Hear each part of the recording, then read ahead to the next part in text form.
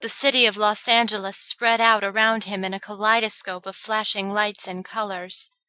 The distant sounds of urban life rang in his ears, but Sin paid it no mind, listening instead to the whisper of the soft breeze moving over him. He stood, balanced on the highest peak of one of the tallest buildings in the city, the pinnacle of it being the only thing his feet touched. Sin had his hands buried in the pockets of his pants, while his trench coat whipped behind him like a long cape that seemed to disappear and reappear at random, as though it were a living thing. His dark hair had blown back from his face, revealing an ageless beauty, the likes of which was rarely seen in this world. He had taken the precaution of shielding his aura from all creatures who could sense him, but he could feel those auras on the ground far below, moving about their lives among the humans with almost no cares in the world. Looking straight down at the penthouse balcony directly below him, he smirked when he heard Damon giving Alicia the bloodstone, placing it inside of her so she would always be protected from the dangerous sunlight that threatened her new existence. Sin was proud to have such a daughter-in-law, someone who would keep Damon on his toes and challenge him in every way that was important. His smirk widened when her screams of pain were soon followed by cries of pleasure, and he nodded his head approvingly. He couldn't wait to meet her. Sin focused his amethyst gaze on the city once more, and saw the evil shades of darkness even in areas of light, things others could not see. He didn't understand why his children had decided to fight this war against the demons. In his mind, he saw demons the same way he saw humans, not really caring one way or the other about them. Yet his children and wayward soulmate had decided to take a stand, choosing to protect those who could not defend themselves against such a war. A small smile appeared on his face as he remembered his wife, his soulmate.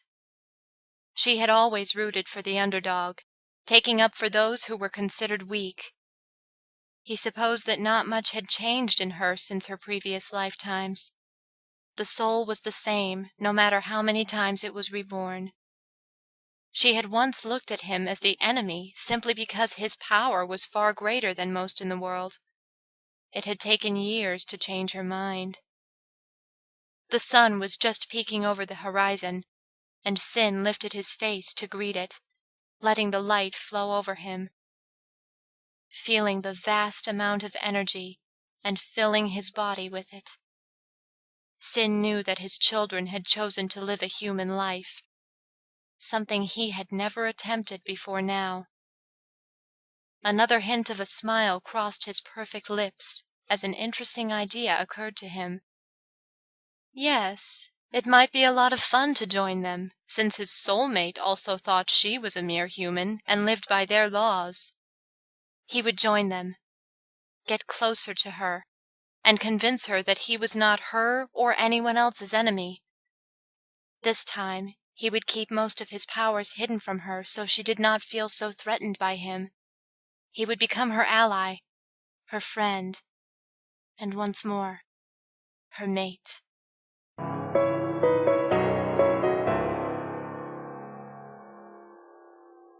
Misery sat on a rock, swinging her legs back and forth, making her blonde curly hair bounce with each movement. She'd been very busy this week, collecting demons for her growing army. Even now, some of them were hidden in the darkness around her, watching curiously. Most of the demons she'd collected were weak, with no real power to speak of. But then, that's what a soldier was. Standing alone, it was just one weakling. But if you called them together in an army, they could plow through the strongest of enemies with no worry to their own loss of numbers. Tonight, Misery had felt the power of an ancient aura in the forest that surrounded one side of the city and followed it to a deep cave. The malevolent energy had surged through her, wanting to drive her away from its home, but Misery had only been amused by the attempt. That was, until the force physically pushed her out. When she rose to face the demon head-on, all she saw was a crow sitting on a rock with its wings ruffled.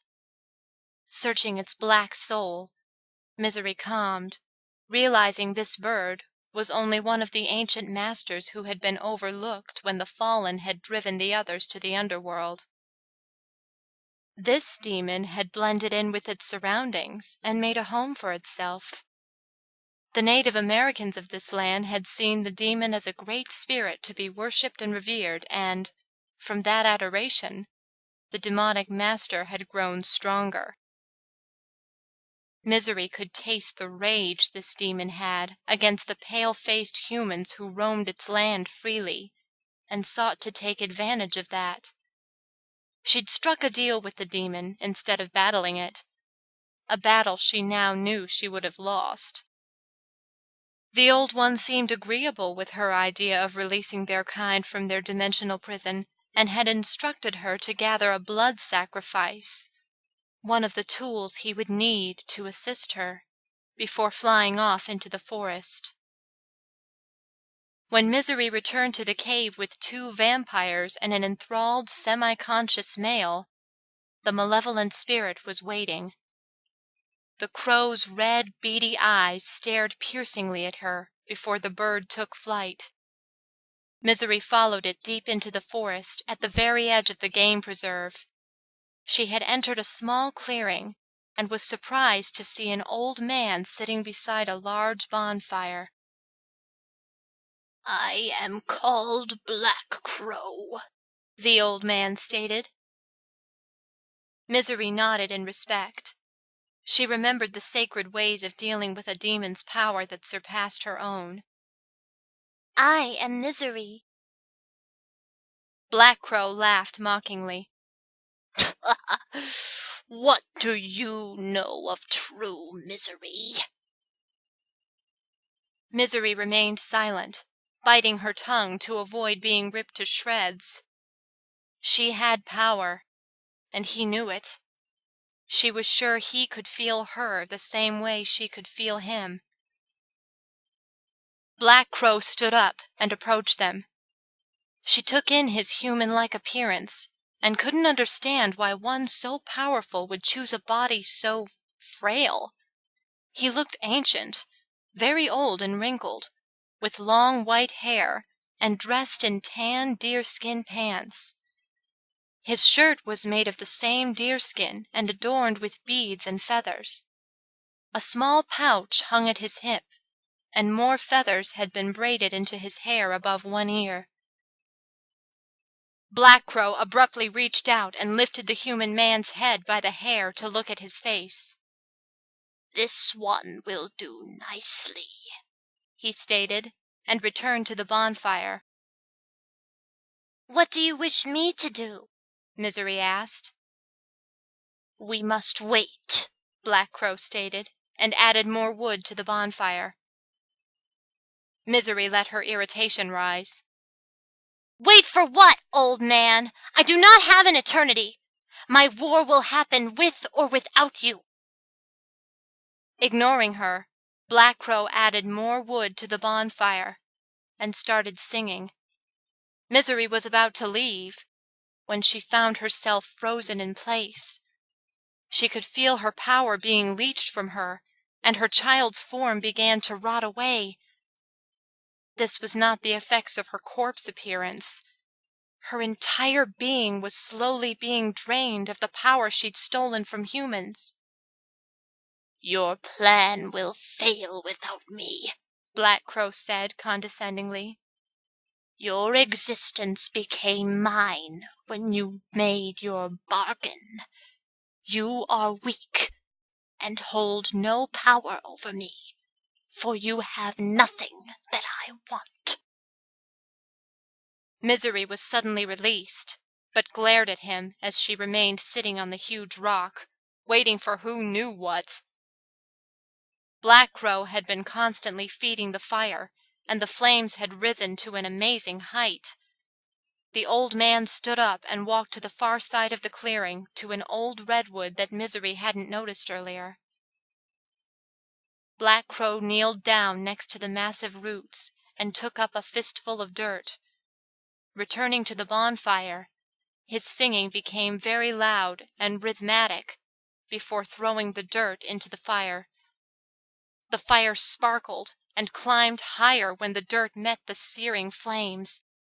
His body began moving in a tribal dance, while his chants grew louder.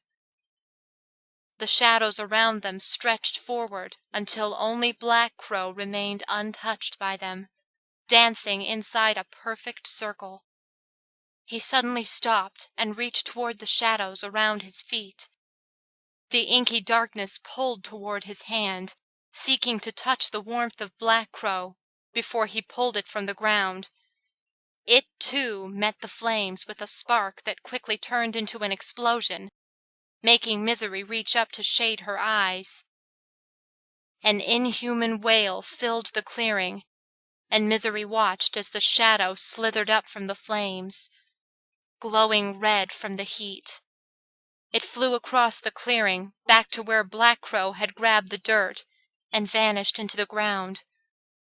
Moments later, the dirt began to heave like it was breathing, and two withered, bony arms thrust up out of it. Black Crow immediately went to the blood sacrifice Misery's vampires had acquired and pulled him from their grasp. The young man, a student at the local community college, awoke from the vampire's thrall when Black Crow took possession of him. Still disoriented, he didn't know what was happening until he saw the long blade approach his throat. By the time he could do anything about it, the blade ripped into his flesh, and his scream was silent. Blood sprayed over the open flames, feeding the bonfire with hisses and sparks. The arms that had thrust up from the ground were now pulling the rest of its body out into the dark night. Long, low-pitched moaning erupted from its throat, accompanied by grunts of hunger as it dragged itself toward the dying man. Skeletal fingers fisted into the man's shirt, and the creature lowered its head to the open wound, feasting on the blood and flesh. As it ate, muscle and flesh started to grow over the protruding bones, and Misery found herself titillated by the scene. She couldn't take her eyes off the work of art Black Crow had created, and clapped her hands with glee. He will need more to feed upon before he is completely revived. But this one will do, for now, Black Crow said, with a touch of boredom caressing his gravelled voice. Can we make more? Misery asked, as she watched the blood and gore glitter in the firelight. I can, Black Crow said simply, and Misery didn't miss his implication. He could do it, and she could not. Now, young demoness, show me your power, Black Crow ordered. Misery smiled and touched the spider pendant hanging around her neck. The spider immediately scattered into thousands of its tiny counterparts before scuttling back together. Black Crow watched as two of the arachnids crawled down her leg and across the uneven ground. The creature stopped about halfway between him and Misery before burrowing into the dirt. Black Crow stood in silence as the ground began to shift, and a thin, blood-red crack split the earth open, accompanied by a small earthquake. The trees rustled, and the cries of forest animals joined in as the ground rumbled in annoyance. 5 shadow demons flew out of the opening and around the clearing. Their cries sounded more like screams, filling the night air with their song. They converged on the bonfire and flew in circles around it, coming closer before pulling back at the last second.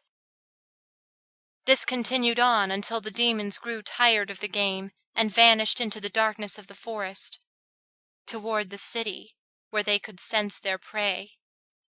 Black Crow stared at the rift into the underworld with an unreadable expression. However, when he approached the jagged crack, he stepped down on it, closing the rift and preventing other demons from escaping. "A fair effort," Black Crow stated. "But you are young and foolish. Such a thin sliver between worlds will only allow simple shadow demons to enter back into this realm, leaving our real allies still trapped on the other side. You will need more power than this." His voice rose, then calmed. "While you gain that power, I will make your army, but they will ultimately answer to me." Misery had no choice but to nod her head in humility. As she turned away, her childish lips lifted into an evil smirk.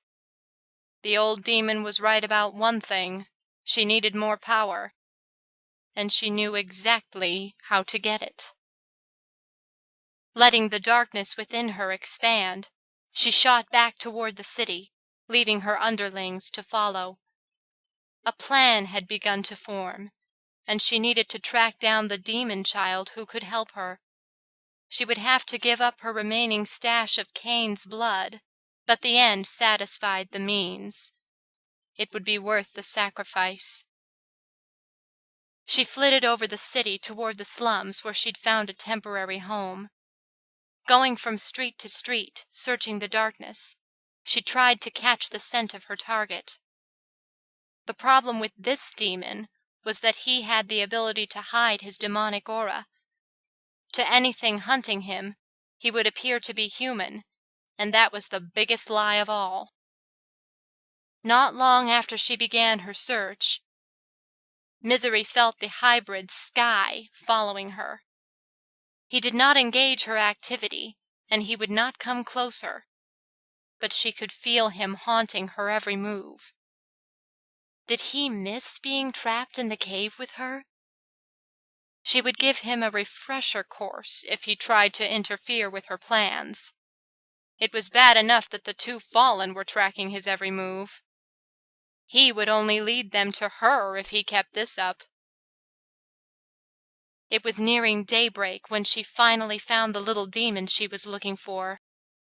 He came out of the shadows and scurried across the street and into another alley. Misery had stumbled across him out of sheer chance a few days before and had mistaken him for human. That was until he decapitated the vampire underlings who had attacked him. On the outside, the demon looked like nothing more than a little 8-year-old boy living as a street rat. His shoulder-length dark hair hung in tangled, oily locks around his face, which was pale but sweetly angelic in every other way. It only lent to his human camouflage when he wanted to draw in the hearts and minds of his victims. His clothes were ragged, and he had no shoes. When he lifted his head to look out at the street behind him, his eyes glittered like black diamonds. Misery moved over the alley above him before dropping straight down in front of the other demon, taking on the form of the little blonde girl as she fell. She landed in a crouch in front of him before standing upright and dusting her frilly dress off. "Hello, Misery," the boy said, making Misery smile at the small voice. "Hello, Cyrus," Misery mimicked.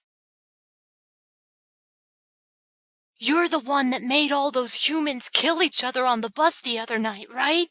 the boy whispered. Misery smiled proudly. "Yes, I am. And I have need of what you know how to do." Cyrus tilted his head to the side. "What can I do that you can't already?" Misery giggled and took off the spider necklace that had the remnant of Kane's blood and slipped it over his head. "You'd be surprised, young one. Will I be able to play? The boy asked, making Misery realize just how young this demon was. Oh, yes. You'll be able to play all you want, Misery answered. The blackness of the boy's eyes expanded, blocking out all color until they looked like two bottomless pits of nothingness. I like to play, the boy said, and a malicious smile appeared while his fingers played with the spider hanging on the end of the chain.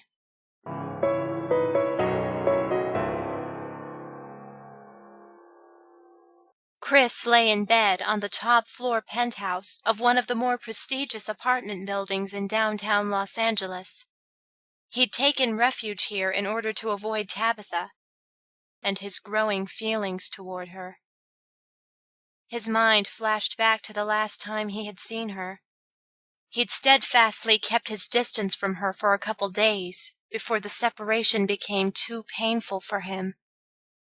His chest had begun to ache from not being close to her, and when he entered their apartment to find her asleep, with dried tears staining her cheeks, his only thought was to hold her and make it all better. He slipped under the covers with her, not realizing she was naked until he wrapped himself around her in a protective embrace. That's when he froze, straining toward and away from her at the same time. She turned to him in her sleep, throwing her arm around him to cuddle like she often did her extra pillows. When her breasts pressed up against his chest, the self-control he'd always prided himself on snapped. For months, his thoughts had been drifting toward doing things to her, with her. Things that couldn't be done regardless of how much he loved and wanted her. But in that instant, he'd wanted inside her enough to risk killing the woman he loved. He felt his hardness throb and brush against her soft flesh. When an angry shadow fell across the bed, Chris froze, then slowly turned his head and looked up into Dean's accusing silver gaze. He knew he'd crossed the line from friendship into danger upon seeing that expression on his lover's face. He'd left with Dean that night, determined that he would not commit the same sins as his father. He felt himself throb again at the memory. Until he got the emotion under control, he knew Dean was right. He had to stay away from Tabitha. As a further precaution, he'd quit his job at Silk Stockings just in case she went looking for him there. He'd done everything he could to make sure Tabitha was kept as far away as possible from him, but the separation hurt him like nothing he'd ever felt. When a fallen loved someone, it was a step past what a human called love, and the madness that the emotion often caused within humans when they couldn't have the one they loved was tenfold when compared to the reaction it caused within a fallen. Chris once again jerked on the bindings that secured one wrist. He'd hated Dean for restraining him. However, Chris understood what had almost happened. If he had given in to his lust, the pain of losing Dean and killing Tabitha at the same time would have destroyed his mind. He closed his eyes when a cool breeze drifted through the open terrace doors and over his nude body. Although the restraints allowed him movement throughout the huge apartment, he'd laid down hours ago, but couldn't sleep, and the tumbled mess of covers on the floor was testament to that.